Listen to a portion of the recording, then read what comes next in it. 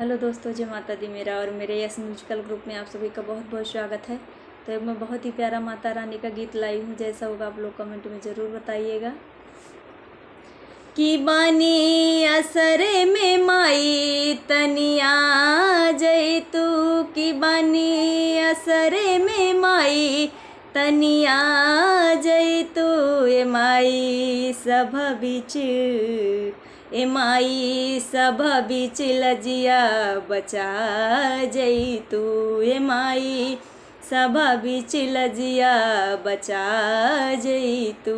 की बानी असरे में माई तनिया जई तू, की बानी असरे में माई तनिया जई तू, ए माई सभ बीच लजिया बचा जई तू, हे माई सभ बीच लजिया बचा जई तू। दुनिया बनावे वाली तू ही हऊ माई, दुनिया बनावे वाली तू ही हऊ माई। दर दर घूमौली अब कहाँ जाई, दर दर घूम अइली अब कहाँ जाई।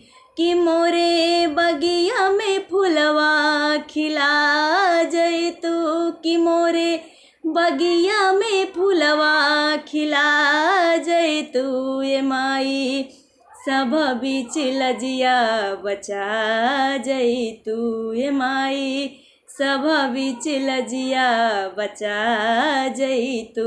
की बानी असरे में माई तनिया जई तू, की बानी असरे में माई तनिया जई तू, ए माई सभ बीच लजिया बचा जई तू, ए माई सभ बीच लजिया बचा जई तू।